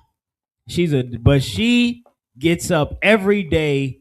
The reason she gets up every day is because of her daughter. Her son, she takes him to school, she washes him, bathes him, feeds him every day, reads books to him and all that. But she doesn't love herself. She doesn't feel for herself. Well, I'll tell you something. That sister does love herself. She loves herself enough to love her daughter, to love her son. But that demon on her back would try to convince her otherwise. And the reason, if whatever she wants to call it, the reason she gets up in the morning or whatever is her daughter, well, that is love of yourself. You gotta do to perform for somebody else, you have to show up for yourself. All right. And that's essentially what that precept was saying. I hope that answers your question. What if read what they said again? I'm sorry. The question, or you want me to go to Matt? Oh, Kana Wakan. The sister Gian said, "Yes, I do. But my point is from the word, people usually say they can't love everybody because they don't love all the aspect of themselves." Well, okay. I think I'm getting a bit of a more of an understanding. Yeah, you're not supposed to love everybody. I don't know how to tell you that.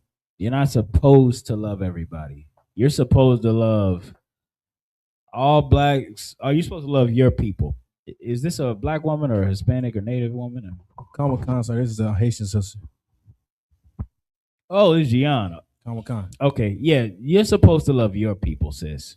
Blacks, Latinos, natives. That's who you're supposed to love. You're supposed to love them first. Now, to love them properly, you gotta love yourself. You're gonna have to work on yourself. You're gonna have to start telling yourself the harsh truths. Look yourself in the mirror and say, "This is what I need to work on about myself. This is what I need to change about myself. I know I'm doing this wrong." And then you adjust those things. If you don't know how to do it, you better call somebody, figure it out. We talked about that earlier, didn't we, sis? I'll get right back to you in a second. You do that, and then that'll make you a better brother, a better sister, or whatever. I'll get to you in a second, sis. And then you'll be able to, before you know it, you'll see how much you love yourself and you love your life, because nothing but love is going to be poured back into you. Like I said, you call them sisters get to giggling on that phone quick. No, not that I'm complaining. I love that. I love to see that sister going on. I'm sure my rib complains about how often I'm laughing on the phone with the brothers. Like, dang. So, Salakia, sis, what you got? Um, I like that how you say Peter wanted to write the brother off. Wanted to know when could he excuse him, write him off. And it kind of remind me of myself with my children. I know when they was in school, high school especially, and when they became young adults, and you go through that bickering and fighting back and forth, don't want to follow the rules or my standard as I taught them, and yet they're still in my household. And so I remember my baby daughter, and I say, you know what? I say, when you get in the 12th grade, I'm saying this to myself now. I say, girl, I'm going to pay you off. I'm going to do whatever I have to do to get you as far away from me as possible. Now, I had love. I had love, and I also was going through some things. Um, and so but the point is, I reasoned within myself, and I'm sure it was a demon also, probably, uh that that girl, when she become an adult and want to do her own thing, I will put her in her own apartment right across the street from the school. If you go, you go. If you don't go, you don't go. But you're an adult now, so mama gonna write you off. Well, is this a daughter that's with you right now, or this Well, she's in Houston now. She's on her own, but this is but like the past, like what you used to correct. think? Well, I'll say this is the past. The Bible says, when I spake as a child, I thought as a child, but it's time that I put away childish things. Oftentimes, there is a growth when you come into this school, because we have learned so much toxicity and evil and hatred for each other and ourselves from our oppressor. It's taught in school. It's taught on TV. It's taught everywhere you look to not be kind to one another. And I'm sure your daughter wasn't any saint or anything, but But it's good to think back on that time, but look at where you are now, and you don't even really you don't like even how you thought that thought in the past. That's why you said that, right? Right. I know, Sid. I think that's the kindest way to kind of get rid of something if you were gonna do it. I mean, but but that shows where you are now, sis. Like how you feel is like don't even feel like that's right, and that's a sign of your growth and your change in your spirit towards your people and inwardly towards yourself. Shiraki, did you have any? Did you want to ask a question, Shiraki?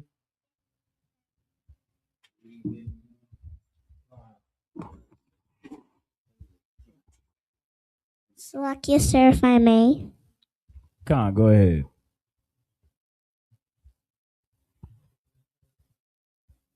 Why does God tell us what to do? Why does God tell us what to do? That's a great question. I like that question. Um, um, do you what's the best? How would I tackle this? Your dad. Do you ever ask why your dad tells you what to do? Say that again, sir, please. Do you ever wonder why your father tells you what to do? Yes, sir. You wonder why? Well, God tells us what to do for a lot of reasons. Like your father tells you what to do for a lot of reasons. The main reasons your father tells you what to do is because he loves you. Have you ever heard that before? No, sir. You never heard that your father tells you what to do because he loves you? No, sir. Yeah, they got. I don't put my boy on the hot spot. They ratting on you, DeWar. That's a stern man. He's a stern father. But DeWar, your father, he tells you if he tells you something, he's telling you it, and your mother as well. They're telling you it because they love you and they want the best thing for you.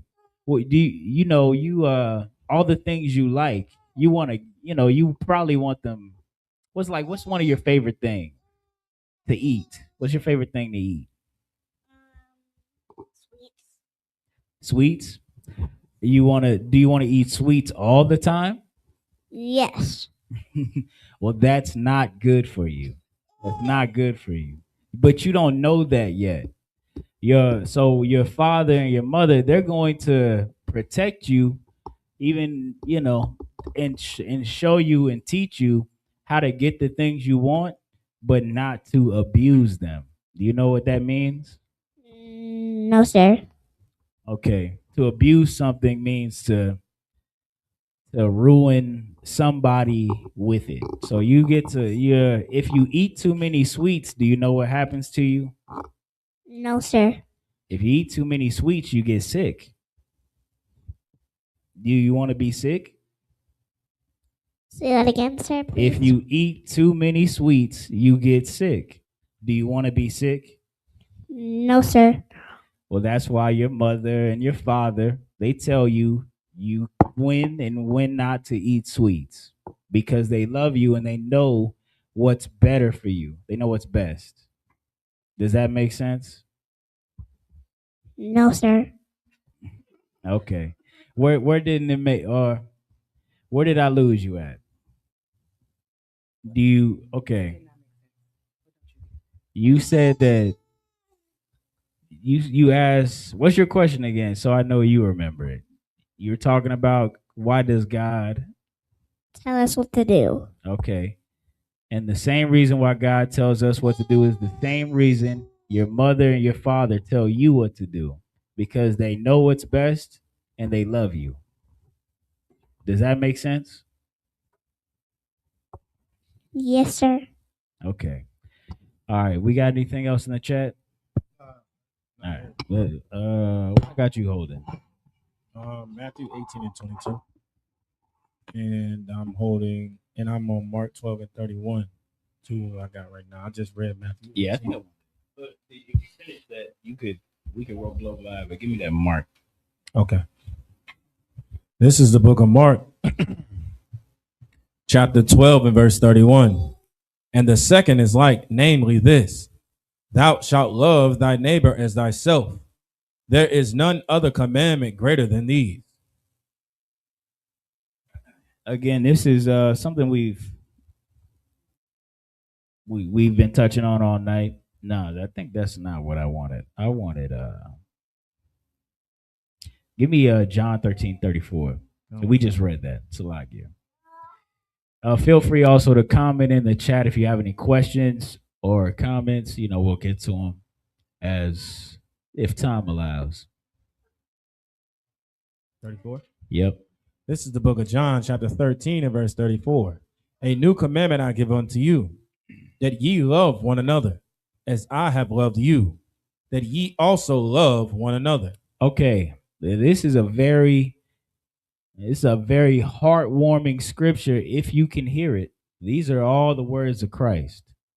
Talking about love, talking about loving each other as you love yourself, talking about loving each other like you love him. This is a real nigga test. The ISUPK is a real nigga test. If you ever heard it, this is why you are in school. This is why we call this a school, because you get everybody getting tested all the time, every day. Every time I salute you, every time I, speak to you, I'm testing my ability to be a brother to you, to be a sister to you, be whatever, be your uncle, whatever. You understand?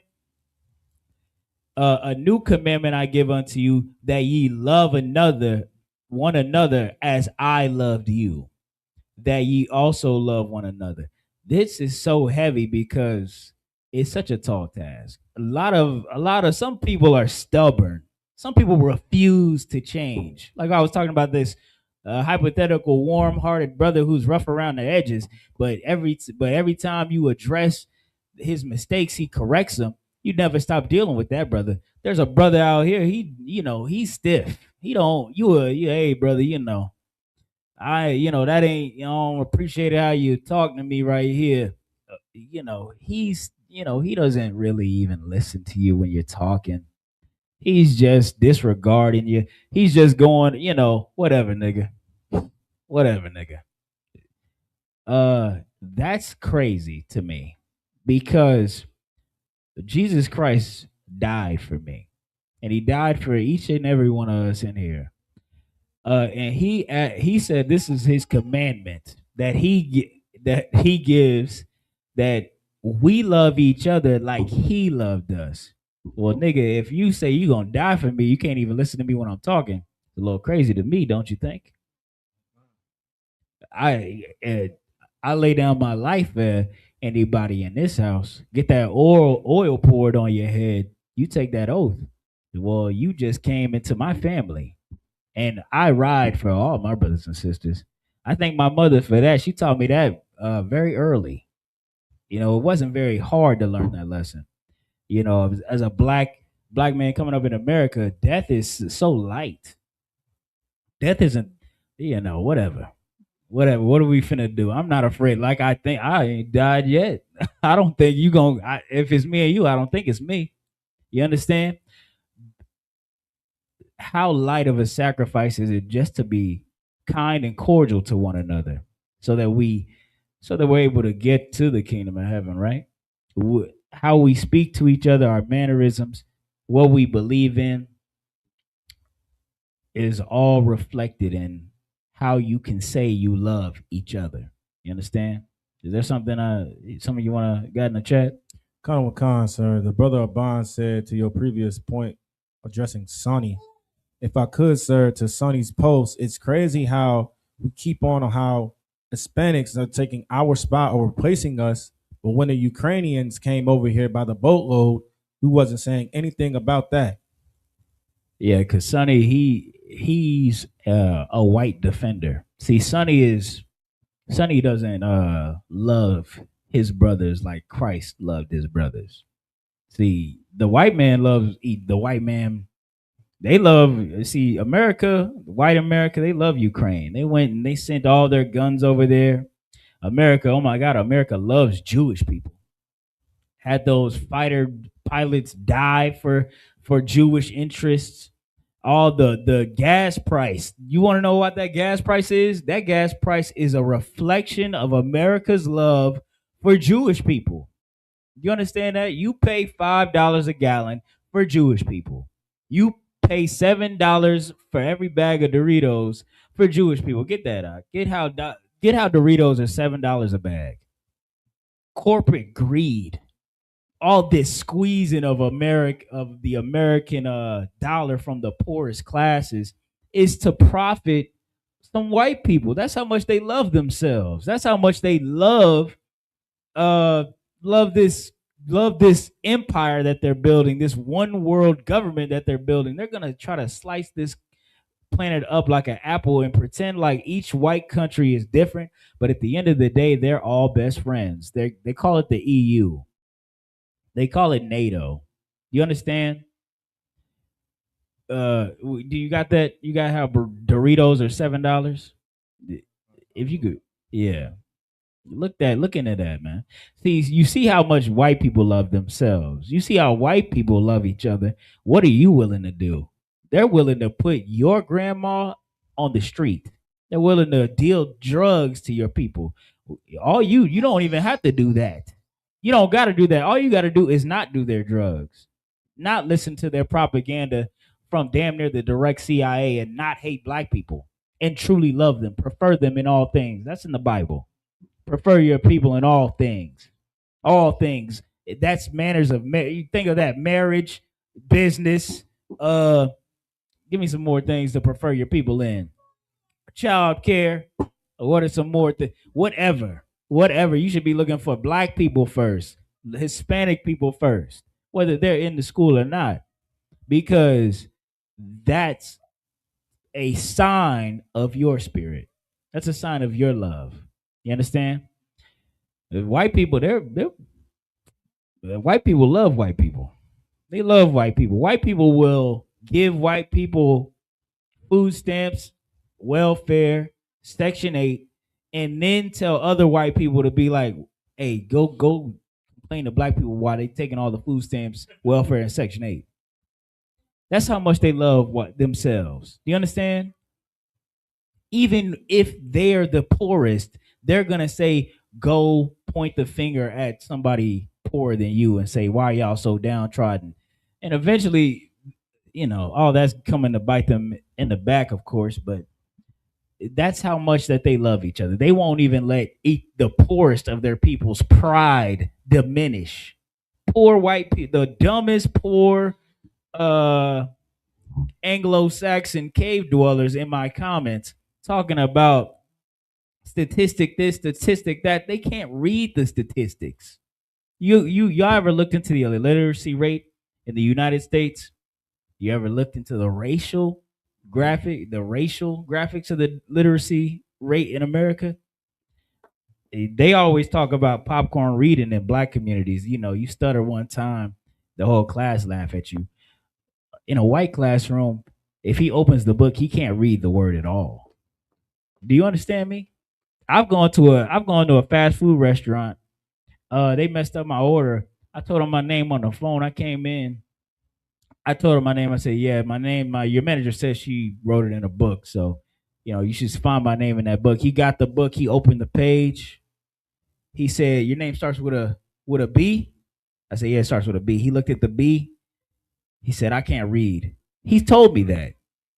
He told me that to my face. I almost broke out in laughter. I said, wait a minute. That's not in my character. I don't laugh at people who are, disabled or whatever. So I said, all right, man, just get your manager. I don't know what to do. That's white America. That's white America. And they want to lie to you and tell you all these false racial studies about how they're smarter and all that. They can't read. They can't even read. They have worse reading comprehension than I apologize for saying this, but Floyd Mayweather. And Floyd Mayweather, he comprehends what he reads, even though he doesn't read the best, but he's been knocked in the head a lot. Imagine somebody didn't hit you and you still can't read. So did you get that story about the Doritos? Oh my God. Yeah, go ahead. Just read it. In 2021, a party bag size of Doritos at Walmart cost nearly $3.98. By 2025, the same bag was listed at $5.94. That's nearly a 50% increase in 4 years. And in some stores around the country, large bags were pushing past $7 for chips. Nigga, $7 for a bag of Doritos. The minimum wage in America is still $7.25. That means if you work 1 hour, you might barely almost afford a bag of chips. Y'all, this country is over. And if you think that shucking and cooning and shift, what they call that, all that tap dancing for white people gonna save you, it's not. It's not gonna save you. Only thing gonna save you is you get with some niggas who some farming niggas who serve God. That's who you're gonna get with in the UPK. Then you might avoid destruction if you heed everything they tell you. All right.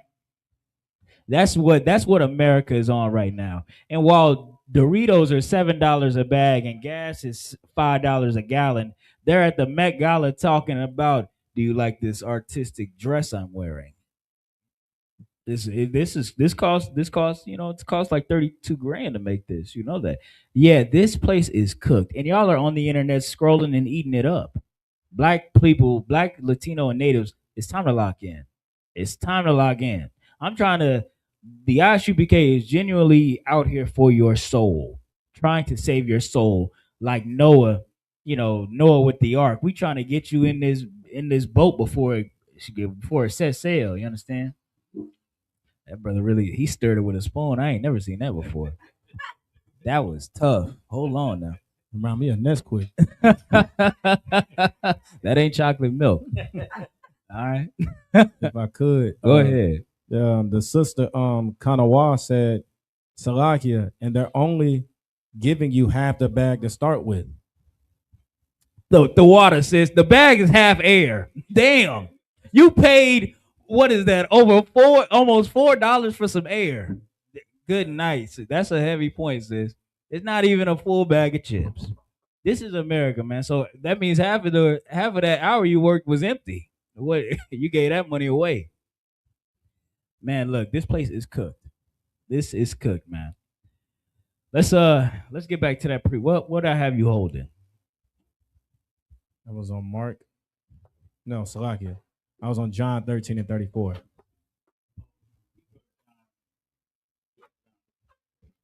Khan, this is the book of John, chapter 13 and verse 34. A new commandment I give unto you, that ye love one another, as I have loved you, that ye also love one another. Read on. Khan. Verse 35. By this shall all men know that ye are my disciples, if ye have love one to another. See, this is how I'm going to know that you're a disciple of Christ. When you start carrying a spirit like this, I wish I could give the gift of the ISUPK. I wish I could force the gift of the ISUPK on you. Force the teachings, the blessings, the gospel of Christ on you. I wish I could force it, because this is the best thing that's ever happened in my life. I can't think of one thing better, personally. And I've had a lot of good things. I've held a lot of money at one time. I've gone to some places, been on top of some mountains. I've rubbed shoulders with rich people and politicians. None of it felt like this. None of it was quite like this, because all of it was nothing compared to this. You understand? This is, black people talk about they want a country, they want a people or whatever. This is it. This is where you get your nation. This is where you get your country. You get your common culture. This is it. You're not gonna find it anywhere else. And the sooner you FBAs try to delineate or some or anybody of any separate culture of any of these tribes try to separate yourselves and do what? Join white people? Then that's when we lose. That's when we lose. But if we come together, and we love each other like Christ commanded, and we hold on and endure as the Bible says, Well, brothers and sisters, we'll be telling the world what to do. You got something, sis? So like, Yes, sir. Um, you keep mentioning you mentioned a couple of things. First of all, you keep talking about the ISUPK, and then you mentioned about the oil, and it reminded me of a question I wanted to ask. The oil being poured on my head. What was um what was the reason for that? the significance? The Yes. significance is it's a cultural thing. That's something they would do before when a judge over Israel or something like that was put into position. They would pour oil on his head to bless him so that he would be basically it's like a to put you in the best position forward into the thing that you just were promised. You just said you were going to do. You said you're going to be a sister, a loyal sister to us, right? So we poured oil on your head, blessed you, and that made the whole action. We put the whole action in one. The significance is it's now a sign that you are taking on a promise to be our sister, to be a daughter of Zion, God's daughter, and uphold his laws. And it's also going to be a sign of a blessing that the priest who prayed over you gave you. So that's the significance. Yeah. And every brother and sister in here got that oil. That oil, it's a very important thing to do. It's to make that promise to God. You know, you've broken a lot of promises, I'm sure, but if you take this promise to God and you uphold it, this will be the best thing you've ever done. Every black, Hispanic, and native out there, I'm sure you hear me.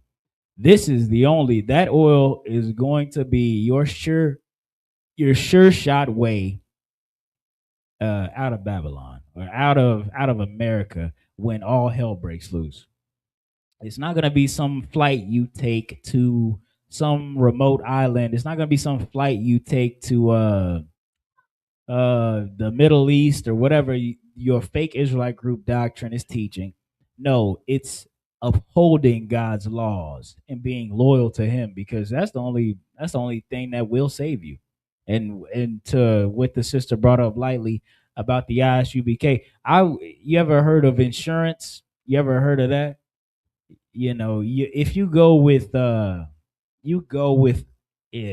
Christian church, the Muslim mosque, a fake Israelite group or whatever, you uphold all of God's laws. I'm not gonna say you're not gonna survive, but I will say you're flying with no insurance. You're driving with no insurance. You're following some nasty liar. If you're in a fake Israelite group, oh my God, how much worse? You're following some nigga who saw Commanding General Yohana and chose not to follow him. You're following a rebel. You're following somebody who's a sinner. He saw a lot of these. There is no man higher ranking than Commanding General Yohana on the earth when it comes to this truth. And that's just what God has put out. You understand? Now, your fake Israelite leader, he saw Commander John Yohana, was there in the school even. And that nigga was so lustful and so power hungry, he said, I'm gonna tweak the doctrine, start a new congregation. Yeah, you're driving with no insurance. Yeah, I'm not saying you're not gonna make it. Maybe you're a pure-hearted brother led astray. It's happened before. I've seen it. But I can't say you're like, I can't say they're holding you accountable like we're gonna hold you accountable in here. I can't say that the men at the top are being held accountable like the men at the top are being held accountable in here. You might just be in another Christian church more likely than not. You understand? So that answers that what I brought up about the ISUPK.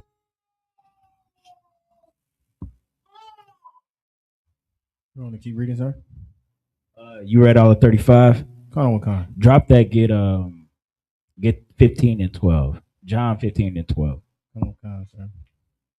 This is the book of John, chapter 15 and verse 12. This is my commandment, that ye love one another as I have loved you. This is we've been reading this all night. Go ahead, keep going. Wakan, sir. Verse 13. Greater love hath no man than this, that a man lay down his life for his friends. This is what I was just talking about. The love, the love of Christ. Greater love hath no man than this, that you lay down your life for your friends. This is something that, we train for, we live. You know what I mean? If I get the call to show up to my sister's job, if somebody's threatening, Lord forbid, this doesn't happen. People aren't this stupid, Yahaja, but Lord forbid, somebody's making some threats against my sisters, my brothers, or whatever. It will be a dissension, a bunch of angels descending upon their door to do a temperature check. I talked about temperature checks earlier, right? I just gotta make sure you're really about what that thing I heard you was talking about was about. You understand? Right. And that's how I'm gonna show you I love you.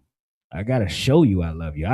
I'd love to get the opportunity to show any brother and sister in here I love them. You understand? That's why I pick up that phone at any time of night. That's why because I want you to know how I feel about you.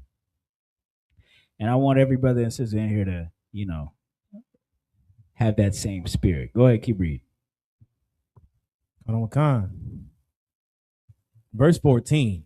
Ye are my friends if ye do whatsoever I command you. This is Christ talking to his disciples. Christ is saying, look, as long as you follow my commands, you are my friend. That's this loving one another, that's his command. That's one of his commands. You can't be a rebel. See, this is why I was talking about your fake Israelite leader, because they did not follow Commanding General Yohana's command. Commanding General Yohana has laid out a damn near a red carpet before for your fake Israelite leader, saying, look, we just put all this bullshit behind. Y'all come in, we gonna work it all out. We're gonna be brothers again. We're gonna be one body. These men, nasty as they are, refuse to do as Commanding General Yohana commanded, and as the Bible commands that you gather together. With that, how crazy that is. A man that you knew outranked you in the school said, "Hey, put away that false doctrine. Come back to the school, and we gonna work your rank out or whatever. Do this or that." And you say, "Nah, I'm cool over here," and then you go out to the street and try to teach Zephaniah 2-on-1. You're a weirdo. You're a liar. You're a weirdo. I don't even, and God's gonna sort you out. I don't gotta worry about you. But I feel bad about the people you fool, the people you lie to. I feel bad about them. That's why I teach classes like this. But back to this precept, you're gonna be a friend. The men above you are the men above you, but we're all friends in here. I came in. I remember coming into the school, Yahaja. I talked to, I thought the generals and the captains were just these impossible to, talk to, get a joke out of men and XYZ. It's not even talking about the 5,000s. But as the more I showed my seriousness, the more they knew that I was a friend. You understand? I remember the first time, I'll tell a story. I remember the first time I heard Captain Mashak laugh, like personally with me, like he was telling a joke to me. When he did it, I just didn't even laugh. I was just like, "Are we cool like that, sir?" I didn't even know like we was cool like that. I said, "Damn." I thought, I'm all business. I'm trying to show them I'm serious. You know what I mean? But the more you show that the men around you that you're serious about this, the more they're gonna know that this brother is good enough to be a friend. And that's how Christ felt about his disciples. And that's how you should want. You want to be a kind of man that Christ could, maybe be cool with you. Because if I don't want to be the type of brother that Christ got to crack down on all the time. You want to lock in. Everybody want to lock in so the man above you don't lock in. Does that make sense?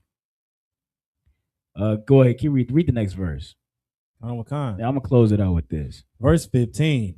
Henceforth I call you not servants, for the servant knoweth not what his Lord doeth, but I have called you friends. See, this is Christ speaking to his disciples, and Christ is explaining why he is comfortable breaking down, giving them these breakdowns, giving them this information. All the time Christ taught and said, what does this mean? What does that mean? And what are the things to come? And Christ would say it, tell them as plainly as he did. And sometimes they understood it and sometimes they didn't. But the even him doing it is a sign and a show that he cares. He loves you. And that's what we do in the school. Yeah, there is no real secret in the ISUPK. You go ahead and, you can ask whatever questions you want in class, not in the church. Yeah, I ain't never seen nobody ask a question in church. Explain the kid. I never see nobody raise their hand in church and say, "Can you explain that, sir?" I don't quite know, because they don't have this love. They don't have this care for each other. They want you to come in, bring some tithes, get out. Okay. You finna pull something up, or if I could go ahead. If I could, to the point that you saying, I trust you. I go ahead. It was a Christian pastor. I forgot what he said. He said something about snorting lines of coke or something. He said something. It was some white pastor in the church. He said something wild, and nobody raised their hand. We're like, "What you mean by that? What you mean? I gotta love the Most High God this much to get this feeling." Your pastor is saying something gay in church right now. Your pastor is saying something sus as hell on that pulpit, and ain't nobody saying nothing. I seen that one pastor from Tulsa. I seen him spit on a man. I seen him I seen him pour syrup and all sorts of condiments on Bibles. And nobody said nothing. Nobody asked for a breakdown, and he didn't care to explain it, because you're not friends. Y'all are servants. Y'all serve. It's good to serve a righteous man, but not your Christian congregation. They serve the wickedest man in town because he's rich. Ironically, they make him rich. We'll let you how you pull this up. I'm trying to. This is it. Oh yeah, I think I've seen that before. It's like if I could. Yeah, you got it.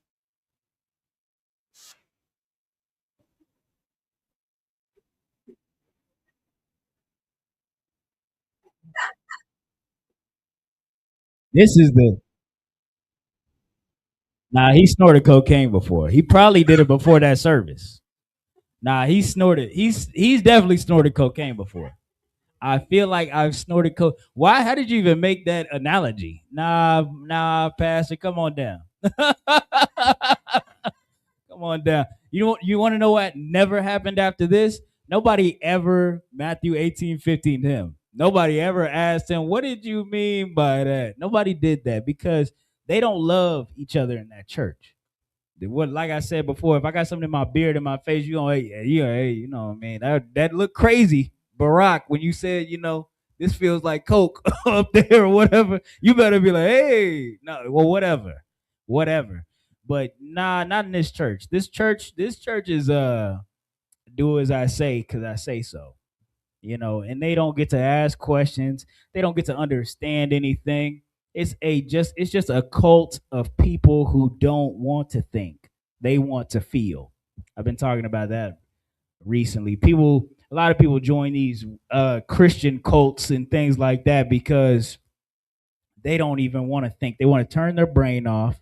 That's why Christians be the worst parents, because if they were actively thinking about the love of Jesus Christ when they went home, they would treat their kids better. They don't. They treat their kids terribly. They treat themselves terribly. But when they go to church, they want to turn their brain off, forget all the evil they did in the week, forgive themselves, walk out, and do it all over again. And that's satanic. That's evil. All right. You got another one? Or? It's plenty of them, but I'll just to the sister point. She said Salakia. So that same pastor said that trans were welcome. He said, "Why do you think we call it Transformation Church?" Saying that trans people are allowed in church. The Transformer Church is crazy. Transformer Church is insane.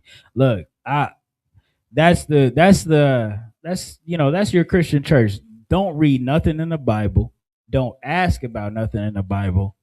Just come here, feel good. I don't care who it is. Just come in here, trans, gay, sinner, whatever. Come in here, feel good, leave. Don't forget to leave your money too. Leave that money too. I'm not saying tithes. I'm saying 30%.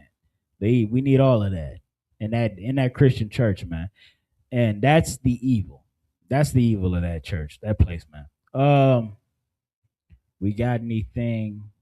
Read that last verse. I think 15, and then we'll close it out. Unless you had something. Nah. Okay, all right. Come with con, sir. This is the book of John, chapter 15, verse 15.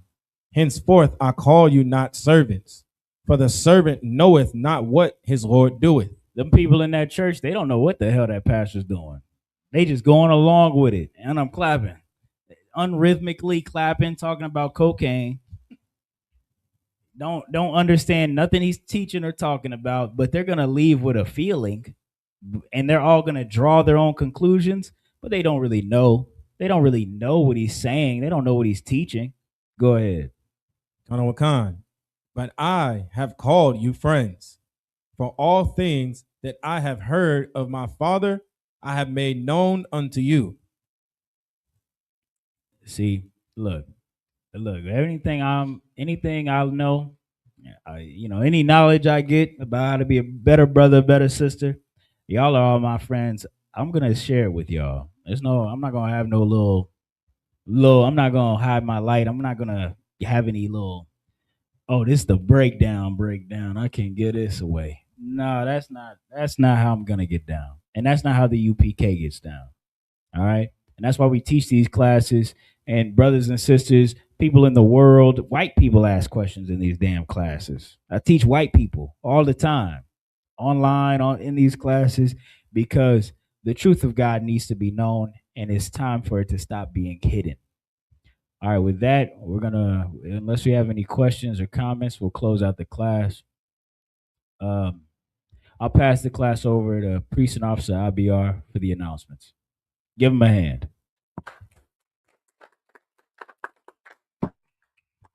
All right, this is ISUPK security announcements with ISUPK. Start out of 1 West 125th Street, Harlem, New York. Rule for new brother and sister. When a new brother or sister comes to the school, they are off limits for 6 months. They are here to be saluted only. They are here to share themselves of the world. If they need transportation, the teacher will arrange it. After 6 months, if the brother or sister has particular interest in a particular person, he or she must get permission from the head to speak to a brother or sister. There's another 6 months in which the brother and sister will court each other. After this 6 months period, the brother and sister will get permission from the head to marry. Tithes, which is a commandment. Number 1821, Malachi 3, 8 through 10. Ma'asherah means tenth in the Hebrew. 10% of any penny of any increase the Lord gives you, give it to the treasury department or teacher. Priest fund, free will offer for priests, not mandatory. Whatsoever amount you would like. Up and coming holy convocations.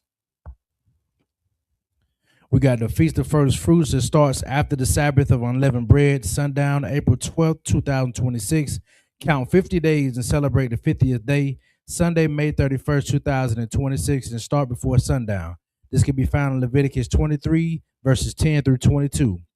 Remind Akumen Agawak to check the bulletin board in the hallway. If anyone wants to be a trooper in the school, start wearing all black all black shirt, boot, pant, headband, and scarf. And with that, that is conclude our ISUPK security announcements. All right, with that, we'll give you want to call the courtesy salute? Yeah, all right. With that, we're going to want to give one courtesy salute to the teacher, man of Israel, Amijim Shabbat, Barak, Yahweh Shemiyav Shabbarakatha, Yadim We're gonna start and turn the face of sisters. Sisters Amajim, which means to stand. We're gonna do one courtesy salute to the sisters and men of Israel. Amajim Shabbat. Amajim. Barak. Yahweh Shemal Ataba Shemi Abashai.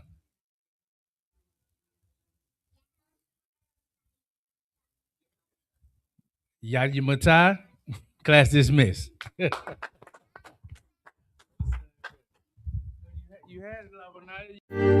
Because when I found this truth, guess what happened? I put my birthday away. When I found this truth, I put the drugs away. When I found this truth, I quit whoring my sisters. When I found this truth, I started becoming a better man and a better person. Because now I know I'm on that narrow path. Now I know I'm on a righteous path. Now I know what I'm doing is going to get me somewhere.